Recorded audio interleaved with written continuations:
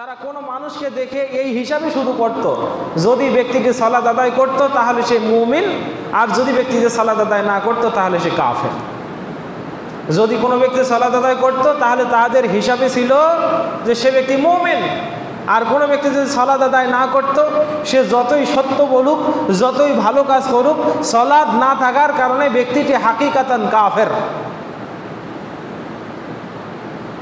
আপনাদেরকে এই বিষয়ে একটু কথা না বললেই নয়। সম্মানিত হাজিরিন, মিশকাতুল মাসাবি কিতাবুস সালাত ফসলুল আউয়ালে পরপর 3খানা হাদিস এসেছে, তার মধ্যে 2টি হাদিস এরকম।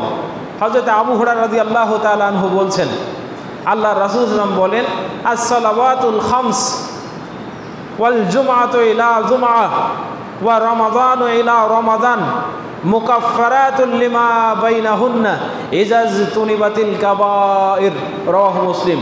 আল্লাহ রাসূল সাল্লাল্লাহু আলাইহি ওয়াসাল্লাম বলছেন, আস-সালাওয়াতুল খামস, 5 ওয়াক্ত সালাত, মানে জোহর থেকে নিয়ে আসর, আসর থেকে নিয়ে মাগরিব, মাগরিব থেকে নিয়ে এশা, এশা থেকে নিয়ে ফজর, এই 5 ওয়াক্ত সালাতের এই ক্রম ঘূর্ণায়মান এই সময়ের ব্যবধানে কোনো ব্যক্তি যে পাপ করে, যে ছোটোখাটো পাপগুলো হয়ে যায়, ওয়া রমাদান ইলা রমাদান, রমজানের এই বছর থেকে পরের বছর পর্যন্ত মাঝখানে ব্যক্তি যত পাপ করে, তারপরে ওয়াল জুমআতু ইলা জুমআ, এবং এক জুমা থেকে অপর জুমা পর্যন্ত কোনো ব্যক্তি যত সগীরা গুনাহ করে, মুকাফফারাতুল লিমা বাইনাহুন্না, আল্লাহ রাসূল সাল্লাল্লাহু আলাইহি ওয়াসাল্লাম বলেন, জোহরের সালাত থেকে আসর পর্যন্ত ব্যক্তি যত পাপ করলো, আসরের সালাত আদায় করলেই আল্লাহ তাআলা এই গুনাহ খাতার কাফফারা হিসাবে আসরকে কবুল করে নেন। আসর থেকে নিয়ে মাগরিব পর্যন্ত বান্দার যত ছোট ছোট পাপ হয়, মাগরিবের সালাত আদায় করলেই আল্লাহ তাআলা বান্দার এই ছোট্ট গুনাহগুলো মাফ করে দেন। জুমা থেকে অপর জুমা পর্যন্ত বিস্তর এই 7 দিনে যত গুনাহ বান্দা করে তার আমলনামায় যত সগীরা গুনাহ যুক্ত হয়, আল্লাহর নবী রহমতের নবী বলেন, জুমার নামাজ আদায় করলেই আমার উম্মতের জীবনের সব সগীরা গুনাহগুলো আল্লাহ মাফ করে দেন। তবে শর্ত হলো ইজাজতুনিবাতিল কাবাইর, যদি বান্দা কবিরা গুনাহ না করে, বান্দা সগীরা গুনাহ করছে আবার আল্লাহর সাথে শিরিকও করছে, তাহলে আল্লাহ তওবা ছাড়া মাফ করে দিবেন না, এমনি ইবাদত করতে করতে এই গুনাহগুলো মাফ হবে না। দেখেন, আমি কোরআন হাদিস পড়ে যতটুকু বুঝেছি আপনাদের কাছে একটা তথ্য ফাঁস করে দিই আজকে। আল্লাহ মানুষকে জাহান্নামের জন্য বানায় নাই, আল্লাহ মানুষকে বানাইছে কেবল জান্নাতের জন্য। সুবহানাল্লাহ বলেন না? আল্লাহ মানুষকে বানিয়েছে কিসের জন্য বলেন? জান্নাতের জন্য বানিয়েছে। যদি তাই না হতো তাহলে আল্লাহর নবী কেন বললেন, কুল্লু মাউলুদিন ইউলাদু আলাল ফিতরা ওয়া ফি রিওয়ায়াতিন উখরা আলা ফিতরাতিল ইসলাম, প্রতিটা সন্তান যখন জন্মগ্রহণ করে তখন তারা ইসলামী সুলুকের উপরে জন্মগ্রহণ করে। ইসলাম কিভাবে পালন করতে হবে, ইসলামের বিধানগুলো তার উপরে কেমনে বর্তাবে হবে, এটা ধারণ করার ক্ষমতা সে অর্জন করে, জন্মগ্রহণ করে। এই ক্ষমতা আল্লাহ তাআলা তাকে দিয়েই পৃথিবীর জমিনে পাঠান। কিন্তু মানুষ পৃথিবীতে এসে জুলুমবাজ হয়ে যায়, মানুষ পৃথিবীর মধ্যে এসে জুলুমবাজ হয়। আল্লাহর নবী বলছেন, তার পিতামাতা তাকে ইহুদি বানালো, খ্রিস্টান বানালো, অগ্নিপূজক বানালো, বেদাতির ঘরে জন্ম নিলে বেদাতি হলো, মুশরিকের ঘরে জন্ম নিয়ে মুশরিক হলো। নবী বলেন, ইন্নী আখিযুম বিহুজাজিকুম আনিন নার ওয়া আনতুম তাকাহুমুনানি, আমি তো তোমাদেরকে কোমর ধরে ধরে জাহান্নামের পৃষ্ঠ থেকে তোমাদেরকে বাঁচিয়ে আনছি। আমি তোমাদেরকে কোনোভাবে জাহান্নামে দিতে চাই না, জাহান্নামে যেতে দিতে পারি না। আমি মনে হয় কোমর ধরে ধরে তোমাদেরকে জাহান্নামের কিনারা থেকে টেনে আনছি, আর তোমরা কিনা আমাকে পরাস্ত করে জাহান্নামে গিয়ে পড়ছো। আমি তোমাদেরকে জাহান্নাম থেকে টেনে আনছি আর তোমরা আমাকে পরাস্ত করে জাহান্নামে গিয়ে পড়ছো। এটা তোমাদের স্বভাব। মানুষ জাহান্নামে যাবে নিজের কর্মের কারণে, আল্লাহ মানুষকে জাহান্নামে দিবেনই না, বরং কিয়ামতের ময়দানে যত হিসাব হবে আপনারা শুনেছেন। আমি একদিন এই মসজিদে খুতবা দিয়েছিলাম, 5 ধরনের সাক্ষী থেকে সাবধান হইতে হবে। কয় ধরনের সাক্ষী? 5 ধরনের সাক্ষী। এই 5টা সাক্ষী যতক্ষণ পর্যন্ত আপনার বিপক্ষে সাক্ষী দেবেন না ততক্ষণ পর্যন্ত আল্লাহ তাআলা আপনাকে ধাক্কায় ধাক্কা জাহান্নামে দেবে না। কথা কি বুঝতে পারছেন? এই 5টা সাক্ষী, ইজতানিবু আনিশ শাহাদাত গায়রে মুনফাসিলিন, তোমরা এই 5 ধরনের সাক্ষী থেকে অবশ্যই সাবধান হবে। তার মধ্যে একটা সাক্ষী হলো নিজের আমলনামা। কি বলেন তো? নিজের আমলনামা। নিজের আমলনামা ব্যক্তির বিপক্ষে সাক্ষী দেবে, আর এই আমলনামায় লিখিত হবে প্রতিনিয়ত কোডেড হবে সালাত। এই 5 ওয়াক্ত সালাত প্রতিনিয়ত আপনার আমলনামায় কোড করা হচ্ছে। তা আপনার আমলনামায় সালাতের কোনো আমলই নাই, তাহলে আপনার আর কাজ কি? তাহলে আর কি হবে? অথচ আল্লাহ নবী মুহাম্মদুর রাসূলুল্লাহ সাল্লাল্লাহু আলাইহি ওয়াসাল্লাম তিরমিজির হাদিসে বলছেন, আউয়ালু মা ইউহাসিবু বিহিল আবদ ইয়াউমাল কিয়ামাতি আস-সালাত। কিয়ামতের ময়দানে ব্যক্তি জীবনের প্রথম যে ইবাদতের হিসাব হবে সেটা হবে সালাত। কিয়ামতের ময়দানে ব্যক্তির প্রথম আমলনামার প্রথম আমলের যে হিসাব সেটা হবে সালাতের হিসাব। আল্লাহ নবী অপর রিওয়ায়াতে বলেন, ইজা সালুহাত সালুহাত সালুহা সাইরু আমালিহি, যদি ব্যক্তির সালাতের হিসাব সহজ হয়, সালাতের হিসাব যদি ঠিক হয়, তাহলে সালুহা সাইরু আমালিহি, তাহলে ব্যক্তির গোটা জীবনের অন্যান্য সব আমলের হিসাবগুলো সহজ হয়ে যাবে। জোরে বলেন না সুবহানাল্লাহ। এরপরে ওয়াইজা ফাসাদাত আই ফাসাদাতিস সালাহ, যদি ব্যক্তির সালাত ফাসাদ হয়ে যায়, ফাসাদাত সাইরু আমালিহি, আল্লাহর নবী বলেন ওই ব্যক্তির জীবনের সব আমলের হিসাবগুলো এবার কঠিন হয়ে যাবে। ঘটনা যেন এরকম, আল্লাহ যদি সালাতের হিসাবটা ঠিকঠাক পান, তাহলে ফেরেশতাকে বলবেন, ফেরেশতা যাকাতের হিসাব পাতা উল্টাও, দরকার নাই, একটু দেখে নাও ওই অমুক বছরে যে 20 মণ ধান পেয়েছিল যাকাত দিয়েছে কিনা। আল্লাহ দিছে, এই বছর দেয় নাই, ও বছর দিছে। আল্লাহ দিলে একটু কম বেশি করে দিয়েছে, পাতা উল্টাও। বান্দা সদা সত্য কথা বলেছে কিনা, মিথ্যা পরিত্যাগ করেছে কিনা, যে আল্লাহ কখনো এটা বলছে কখনো ওটাও বলছে, যে সালাত যেহেতু ঠিক আছে পাতা উল্টাও, সবগুলাকে তুমি তার বদগুলাকে নেক দিয়ে পরিবর্তন করে আমলনামাটা পরিপূর্ণ করে দাও।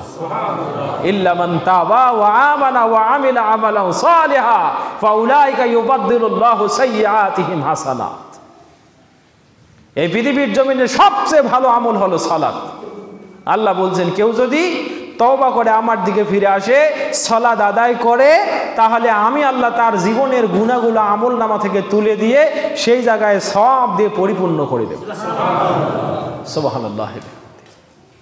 সম্মানিত হাজিরিন, হযরত আবু হুরায়রা রাদিয়াল্লাহু তাআলা আনহু বলেন, আল্লাহর নবী একদিন আমাদেরকে ডাকলেন, আমরা বসে আছি, আল্লাহর নবী আকস্মিক ভাষণ দিলেন, আর আইতুম লাউ আন্না নাহারান বিবাবি আহাদিকুম, ও সাহাবীরা তোমরা কি ভাবতে পারো, তোমরা কি চিন্তা করতে পারো, তোমরা কি একটু ভেবে দেখো, তোমাদের চিন্তায় আছে কি লাউ আন্না নাহারান, যদি একটি নদী থাকে, বিবাবি আহাদিকুম, তোমাদের কারো উঠানের সামনে, কারো ঘরের দরজার সামনে যদি একটি নদী থাকে, ফায়াগতাসিলু ফীহি কুল্লা ইয়াউমিন খামসা, আর প্রতিদিন যদি সে সেই নদীতে 5 বার গোসল করে, হাল ইয়াবকা মিন দারানিহি শাইআ, বলো তো তোমাদের মনে কি কয়, তার শরীরে কি কোনো ময়লা থাকতে পারে? আপনারা কি বলবেন? একটা মানুষ বাড়ির সামনে একটা নদী আছে, একটা পুকুর আছে, একটা টিউবওয়েল আছে ধরলাম, প্রতিদিন 5 বার সে ঘটা করে গোসল করে, ব্যক্তিটা যদি গা না ডলেও 5 বার গোসল করার কারণে এই ব্যক্তির শরীরে কোনো ময়লা থাকবে? আমি ছেড়ে দিলাম, ও গা ডলে নাই, গায়ের ময়লা কোথায় আছে এটা খুঁতে খুঁতে বের করে নাই, কিন্তু 5 বার সে শরীরে পানি ঢেলেছে। এই পানি ঢালার কারণে তো ব্যক্তির শরীর পরিষ্কার হয়ে যাওয়ার কথা, তাই না? আল্লাহ নবী বলছেন, সাহাবীগণ বলছেন, ইয়া রাসূলুল্লাহ লা ইয়াবকা মিন দারানিহি শাইআ, আমাদের বিবেক বলছে কোন ব্যক্তি যদি একটা পুকুরে 5 বার গোসল করে তার শরীরে কোনো ময়লা থাকতে পারে না। আল্লাহ নবী বলছেন, যালিকা মাসালুস সালাওয়াতুল খামস। সাহাবী, তোমরা কি মনে করতে পারো এই 5 ওয়াক্ত 5 বার গোসলের নামান্তর হলো 5 বার সালাত আদায় করা? কোন ব্যক্তি যদি 5 বার সালাত আদায় করে, ইয়ামহুল্লাহু বিহিন্নাল খাতায়া, ব্যক্তির জীবন থেকে আল্লাহ তাআলা 5 ওয়াক্ত সালাত আদায় করার কারণে গুনাহগুলো ধৌত করে তাকে পরিষ্কার পরিচ্ছন্ন করে দেয়। এত লাভ, সালাত আদায় করলে শুধু লাভ আর লাভ। জনৈক লেখক বলেছেন, লাউলাম তাকুনুস সালাতু রাসুল ইবাদাহ লা উদ্দাত মিন আদাতিস সালেহ। এই সালাত যদি ইসলামের সবচেয়ে বড় ইবাদত না হতো, তাহলে ডাক্তাররা অনেক সময় প্রেসক্রাইব করতে এইভাবে যে তুমি প্রতিনিয়ত 5 বার এইভাবে ব্যায়াম করো, যেভাবে মুসলমানেরা ব্যায়াম করে সালাত আদায় করে, তুমি 5 বার এভাবে ব্যায়াম করো, তোমার শরীরে রোগের জীবাণুগুলো মরে যাবে। লা উদ্দাত মিন আদাতিস সালেহ, তাহলে এটা অবশ্যই উত্তম ব্যায়াম হিসাবে পরিগণিত হতো। ডক্টর জাকির নায়েকের একটা লেকচার সমগ্র আছে, সেখানে পাবেন সালাত আদায়ের পদ্ধতি এবং বৈজ্ঞানিকভাবে সালাত আদায়ের উপকারিতা। সেখানে একটা লেকচারই পাবেন আলাদা। তিনি বলছেন, যেই মুহূর্তে ব্যক্তি হাতের উপরে হাত রাখে, এখানে একটা গামা রশ্মি উৎপাদিত হয়। এই রশ্মিটা জোড়া ক্যান্সারের রোগ নিরাময় করে। যখন ব্যক্তি সালাতে যায়, ব্যক্তির তল পেটের ভিতরে গ্যাস জমা হয়ে থাকে স্বাভাবিক চলনের মধ্য দিয়ে। যখন ব্যক্তি সাজদায় যায়, তল পেটে যখন চাপ পড়ে, তখন এই গ্যাস উপরে চলে আসে, মুখ দিয়ে বের হয়ে যায়। সুবহানাল্লাহি বিহামদিহি। টাকনুর উপরে প্যান্ট পরার উপকারিতার বর্ণনা করা আছে। সালাত 5 ওয়াক্ত সালাতে যে ব্যায়াম হয়, শরীরের রক্ত সঞ্চালন হয়, প্রতিটা গিটা, প্রতিটা জোড়ার এই মাফাসিলগুলো চালু হয়। আল্লাহ রাব্বুল আলামিন কত সুন্দর উপমার মাধ্যমে ব্যক্তিকে সালাত আদায় করার নির্দেশনা দিয়েছেন। সুবহানাল্লাহি বিহামদিহি। আমি তাই বলছি, একজন ব্যক্তি যদি প্রতিদিন সালাত আদায় করে, সে যদি গা নাও ডলে, তবুও তার গা থেকে ময়লা পরিষ্কার হওয়ার কথা। আমি আপনাকে দুনিয়ার উপকারের কথা বলছি। আপনি যদি 5 ওয়াক্ত সালাত আদায় করেন, এই যে ব্যায়াম হচ্ছে, এটার কারণে দুনিয়াবি ফায়দা পাবেন। আর এখানে যে তাসবিহ, যে তাহলিল, যে তাহমিদ আদায় করা হচ্ছে, এটার মাধ্যমে আপনি আখিরাতের ফায়দা পাবেন। বলেন আল্লাহু আকবার। এই হলো সালাত। হযরত আবু যর রাদিয়াল্লাহু তাআলা আনহু বলেন, আল্লাহর নবী আলাইহিস সালাতু ওয়াস সালাম সহ খরাজা ফি জামানিশ শীতা, শীতের একটা সময় আমরা একটা রাস্তায় বের হলাম। ফাজাআলাল ওয়ারাকু ইয়াতাহাফাতু মিনাশ শাজার, আমরা দেখতে পারলাম শীতের আধিক্যের কারণে গাছ থেকে পাতাগুলো মরে গেছে, সেই পাতাগুলো ঝরঝর করে ঝরে ঝরে পড়ছে। আল্লাহর নবী ফা খাজা গোসনাইন, আল্লাহর নবী 2টা গাছের ডালা নিলেন। ফাজাআলাল ওয়ারাকু ইয়াতাহাফাতু, ডালা যখন ঝাড়া দিলেন, পাতাগুলো গাছ থেকে যেভাবে ঝরে পড়ছিল, এবার বেশি করে ঝরে পড়ল। আল্লাহর নবী আবু যরকে ডাক দিলেন, আবু যর। হযরত আবু যর রাদিয়াল্লাহু পাশে আছেন, বলছেন, লাব্বাইকা ওয়া সাদাইকা ইয়া রাসূলুল্লাহ। ও আল্লাহর নবী, আমি উপস্থিত আছি, বলেন কি বলতে চান?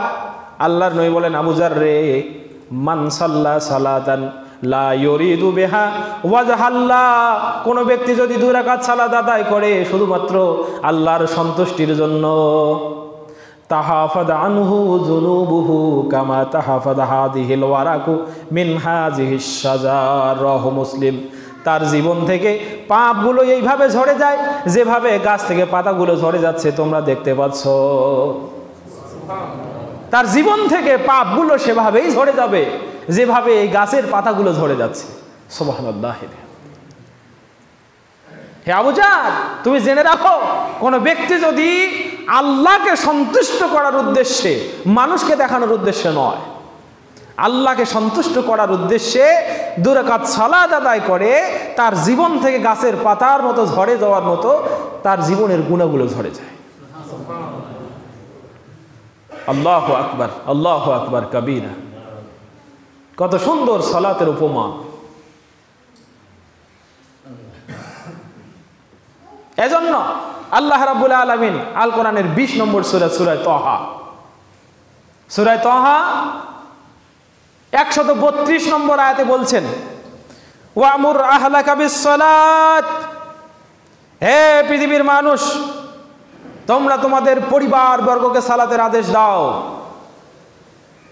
ওয়ামুর, তোমরা সালাতের আদেশ দাও, তুমি আদেশ দাও। আল্লাহর আদেশ, আল্লাহ আদেশ করলেন বান্দাকে, তোমরা যারা গার্ডিয়ান আছো, তোমরা যারা কর্তৃত্বশীল আছো, তোমরা যারা ক্ষমতাবান আছো, ওয়ামুর, তুমি আদেশ দাও আহলাকা, তোমার পরিবার বর্গকে, তোমার অধীনস্থদেরকে, বিসসালাত, সালাতের। গতদিন আমরা শুনছি না 5 ওয়াক্ত সালাত ফরজ। ফাসুবহানাল্লাহি হিনা তুমসুন ওয়া হিনা তুসবিহুন ওয়া লাহুল হামদু ফিস সামাওয়াতি ওয়াল আরদ ওয়া আশিয়্যান ওয়া হিনা তুজহিরুন। এতে আল্লাহ তাআলা 5 ওয়াক্ত নামাজ মানুষকে আদায় করার জন্য ফরজ করে দিয়েছেন। হযরতে উবাদাহ বিন সামিত রাদিয়াল্লাহু তাআলা আনহু বলছেন, জেনে রাখো, as-salawatul khams iftaradahunallahu ala ibadihi, 5 ওয়াক্ত সালাত আল্লাহ তাআলা তার বান্দার উপরে ফরজ করে দিয়েছেন।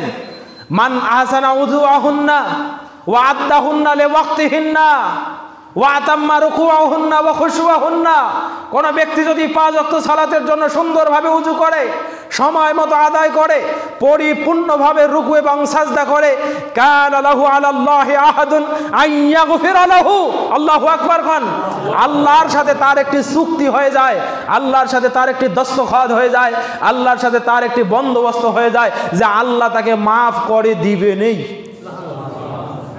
বলেন তো আল্লাহর সাথে তার চুক্তি কি? কোন ব্যক্তি যদি 5 ওয়াক্ত সালাত সুন্দরভাবে আদায় করে, সুন্দরভাবে ওযু করার পরে ওয়াক্ত মতো যদি আদায় করে, উত্তম রূপে রুকু সাজদা আদায় করে, তাসবিহ তাহলিল করে, ফালাহু আলাল্লাহি আহাদুন আইয়াগফিরা লাহু, আল্লাহ তাআলা তার জন্য একটা ওয়াদা দিয়েছেন, বান্দা ভয় নেই তোমার, আমি তোমাকে ক্ষমা করে দিবই দিব।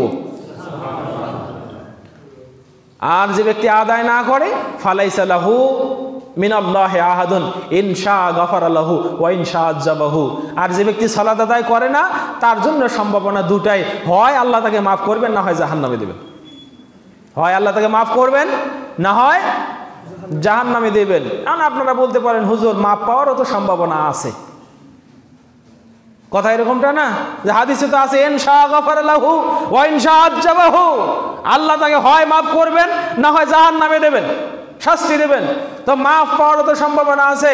সম্মানিত ভাইরা, আপনি এই যুগে সালাত আদায় না করে যদি আল্লাহর কাছে মাফ পান, জেনে রাখবেন এই পৃথিবীর রাইসুল কুফার যারা, আবু জাহেল, উতবা, শাইবা, এরপরে মুসা আলাইহিস সালামের যুগের ফেরাউন, ইব্রাহিম আলাইহিস সালামের যুগের নমরুদ, তাদেরকেও আল্লাহকে মাফ করা লাগবে। কথা মনে হয় আপনি বোঝেননি। আপনার কি মনে হয় আল্লাহ ফেরাউনকে মাফ করবেন? আপনার কি মনে হয় আল্লাহ নমরুদকে মাফ করবেন?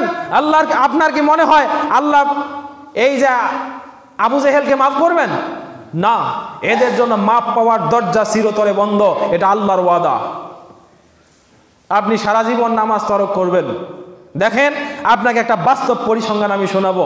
ধরেন একটা মানুষ এই পৃথিবীর জমিনে 60 বছর যদি মানুষটা বাঁচে, হাদিসের ভিতরে আসছে, হযরতে আমর বিন শুআয়ব আবিহি আন জাদ্দিহি ক্বাল রাসূলুল্লাহ সাল্লাল্লাহু আলাইহি ওয়াসাল্লাম, আল্লাহ রাসূল সাল্লাল্লাহু আলাইহি ওয়াসাল্লাম বলছেন, মুরু আওলাদাকুম বিসসালাত ওয়া হুম আবনাউ সাবঈ সিনিন, তোমরা তোমাদের সন্তানদেরকে সালাতের আদেশ দাও ঠিক যেই মুহূর্তে তারা 7 বছরে পদার্পণ করে।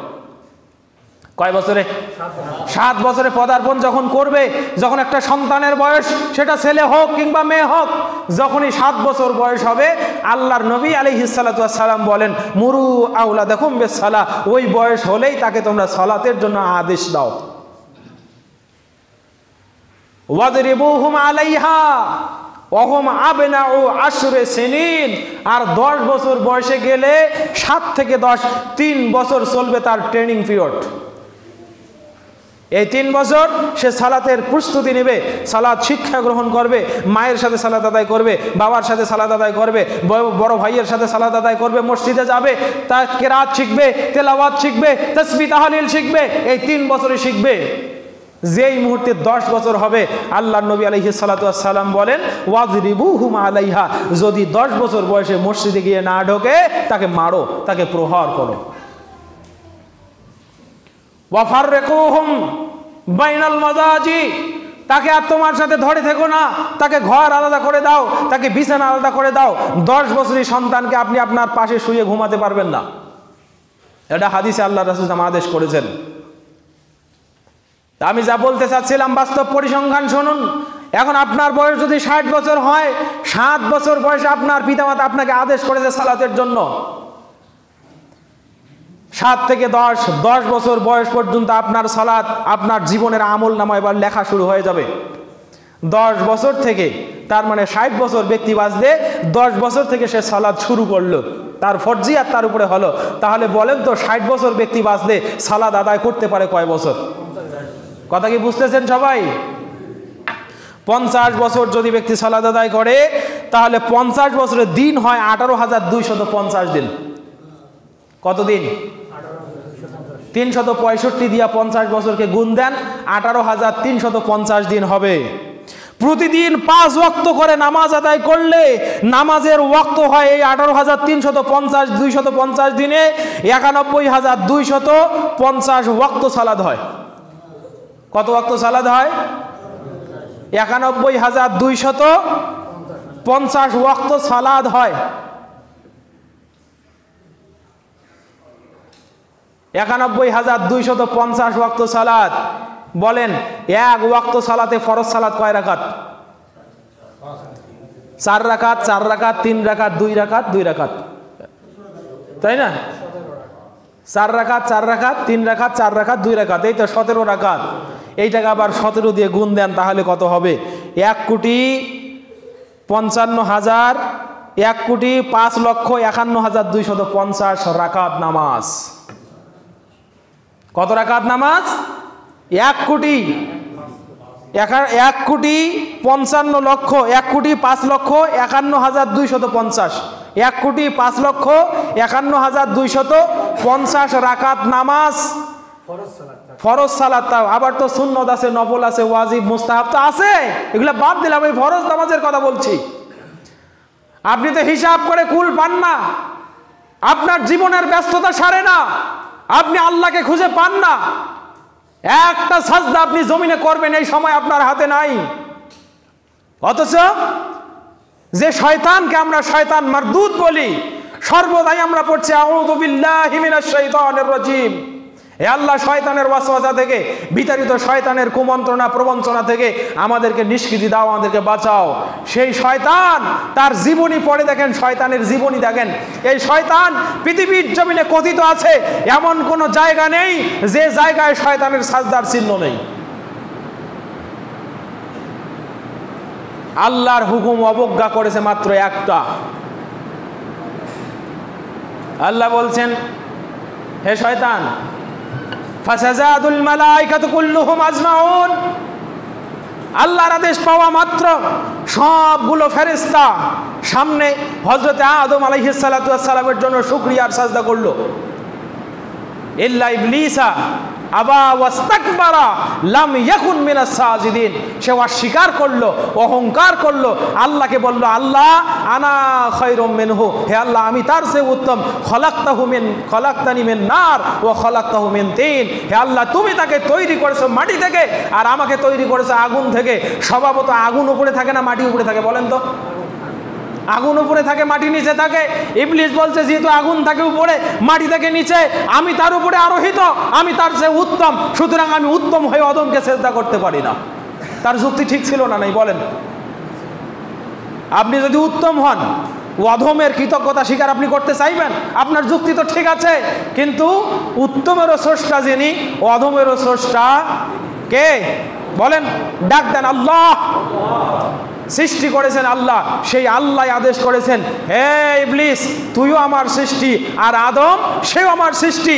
আমি এক সৃষ্টিকে আর এক সৃষ্টির উপরে প্রাধান্য দেওয়ার মুহূর্তে বলছি উসজুদু লি আদম, তোমরা সকলে আদমের জন্য সাজদায় অবনত হও। বলেন ইবলিস কয়টা সাজদা অমান্য করছে? জোরে বলেন কয়টা? একটা। আপনার জীবনের হিসাব করেন, আপনি জীবনে সাজদা না আদায় করলেন কয়টা? আমি আপনাকে ফাইনাল কথাটা শুনে দেই। এই যে 1,05,51,250 রাকাত, প্রতি রাকাতে সাজদা কয়টা? প্রতি রাকাতে সাজদা 2টা, এইটাকে 2 দিয়ে গুণ দেন, 3,10,02,500টি সাজদা হবে। 3,10,02,500টি সাজদা হবে। হায়াতের জিন্দেগি যদি 60-এর বেশি হয়, সাজদা কম হবে না বেশি হবে? এখানে কি 60 বছরের ঊর্ধ্বে মানুষ নেই? আমাদের দেশের গড় আয়ু এখন হয়েছে 78 বছর। কত বছর? আওয়ামী লীগ সরকার এসে মানুষের গড় আয়ু বাড়িয়ে দিয়েছে, নাউজুবিল্লাহি মিন যালিক। তারা গর্ব ভরে বলে আমরা মানুষের মেডিকেয়ার ভালো নেই, আমরা মানুষদের ঘরে ঘরে মেডিসিন পৌঁছে দিয়েছি, মানুষের জীবনযাত্রার মান বাড়িয়ে দিয়েছি, এখন মানুষের গড় আয়ু 78 বছর। বেফাদলিল্লাহ, যদি তারা এটা বলতো ইনশাআল্লাহ বা আল্লাহর রহমতে, তাহলে কথাটি ঠিক ছিল। এটা হলো আকীদাগত ভ্রষ্টামি। সম্মানিত হাজরিন, তো মেনে নিলাম মানুষের বয়স যদি 78 হয়, তাহলে সাজদা থেকে গাফিল হওয়ার পরিমাণ বাড়বে না কমবে? আমি 60 বছরের পরিসংখ্যান শুনলাম। কোনো ব্যক্তি যদি 60 বছর বাঁচে, আর এই 60 বছর যদি সে আল্লাহর সালাত আদায় না করে জীবন কাটিয়ে দেয়, বলেন তো কতটা সাজদা অমান্য করে? 3,10,02,500টি। 3,10,02,500 বছরে সে অমান্য করলো। ইবলিস অমান্য করলো একটা সাজদা, যার কারণে ইবলিস জাহান্নামী। তো ইবলিস যদি 100 কোটি বছর জাহান্নাম কাটে, এই মানুষটার কত কোটি বছর জাহান্নাম হওয়ার কথা? কথা বলেন। কিনারা খুঁজে পাওয়া যাবে? উপায় খুঁজে পাওয়া যাবে? খুঁজে পাওয়া যাবে না। আমার ভাইরা, আপনাকে সাবধান হতে হবে, খুব সতর্ক হতে হবে। আল্লাহ তাআলা বলছেন ওয়ামুর আহলাকা বিসসালাত, হে পৃথিবীর অভিভাবক যারা, তোমরা তোমাদের অধীনস্থ মানুষদেরকে সালাতের আদেশ দাও। সালাতের আদেশ মানে 7 বছরে আদেশ, আর 10 বছরে কি কোপানি। 10 বছরে সালাতে যাবে না মানে ঘাড় ধরে ওকে মসজিদে আনতে হবে। 10 বছর বয়সে সালাত আদায় করবে না মানে বাড়ি থেকে তার ভাত বন্ধ করে দিতে হবে। আব্দুর রাজ্জাক বিন ইউসুফ খুব বলিষ্ঠ কণ্ঠে কথাটি বলেন, তোমার মাকে তোমার বাবাকে যদি বাজারের পুরুষ আর মহিলা প্রমাণ করতে না পারি, আমি এই মঞ্চে আর কথাই বলবো না। কেন? আল্লাহ রাসূল সাল্লাল্লাহু আলাইহি সাল্লাম হযরতে মুআয বিন জাবাল রাদিয়াল্লাহু তাআলা আনহুকে 10টি উপদেশ দিয়েছিলেন। হাদিসখানা পাবেন মিশকাতুল মাসাবি, বাবুল কাবাইর ওয়া আলামাতিন নিফাক, একেবারে শেষের হাদিস, 59 নম্বর হাদিস। হযরতে মুআয বিন জাবালকে আল্লাহ রাসূল সাল্লাল্লাহু আলাইহি ওয়াসাল্লাম 10টি উপদেশ দিলেন। তার মধ্যে সর্বশেষ 3টি উপদেশ হলো ওয়াকিফহুম ফিল্লাহ, হে মুআয বিন জাবাল, তোমার অধীনস্থ যায় মানুষেরা আছে, তুমি তাদেরকে আল্লাহর ভয় শেখাও, আল্লাহর ভয় তাদের অন্তরে উক্ত করো, আল্লাহর ভয় তাদের অন্তরে উক্ত করো, আল্লাহর ভয় তাদের অন্তরে সৃষ্টি করে দাও। ওয়ালা তারফা আসাকা আদাবা, খবরদার তোমার হাতের লাঠি, যে লাঠি দিয়ে তুমি তাদেরকে শাসন করতে, ওই লাঠিটা ফেলে দিও না। জেনে রাখবেন, বাবার হাত থেকে যদি লাঠি পড়ে যায়, বাবার কর্তৃত্ব আর বাড়িতে থাকে না। কথা আপনার কাছে খুব বিষাক্ত মনে হতে পারে। ইসলামে শাসন আছে, ইসলামে শোষণ নেই। ন্যায়ানুগ শাসন থাকবে, ইসলামে শোষণ থাকবে না। ইসলামে হক থাকবে বাস্তব রূপে, যার যতটুকু হক সেটা ইসলামে সাবেত করতে হবে। এটার নামই হলো আদল, এটার নামই হলো ইনসাফ। যারা আদল এবং ইনসাফ মানতে চায় না, তাদের উপরে ইসলামের লাঠি পড়বে, তাদের উপরে অভিভাবকের লাঠি পড়বে, কর্তৃত্বশীলের লাঠি পড়বে, তাদের উপরে সমাজের নেতা নেতৃস্থানীয় মানুষের লাঠি পড়বে, পড়বেই পড়বে। অবাধ্যকে সোজা করার একটাই মন্ত্র, সেটা হলো লাঠি। আপনি বুঝতে পারেননি? আপনার সন্তান কথা শুনবে না মানে আপনার পিতৃত্ব আমি অস্বীকার করছি। আপনি একদম বাবা হয়ে উঠতে পারেননি। উনি বলছেন জন্ম দিলেই বাবা হওয়া যায় না। জন্ম তো কুকুরও দিতে পারে, জন্ম তো গরু ছাগলও দিতে পারে। তো গরু ছাগলের সন্তান যেটা, সেটা পৃথিবীতে আসেই গরু অথবা ছাগল হয়, কিন্তু মানুষের সন্তান যেটা, সেটা পৃথিবীতে এসেই মানুষ। হয়তো সুরতে মানুষ হয়, কিন্তু আকীদাতান মুসলমান হতে পারে না। মুসলমান হতে গেলে, সভ্য সুন্দর সুশ্রী মানুষ হতে গেলে, এটাকে ছাঁচে ফেলতে হবে, এটাকে আদর দিতে হবে, এটাকে সোহাগ করতে হবে, এটাকে শেখাতে হবে, পড়াতে হবে, বুঝাতে হবে।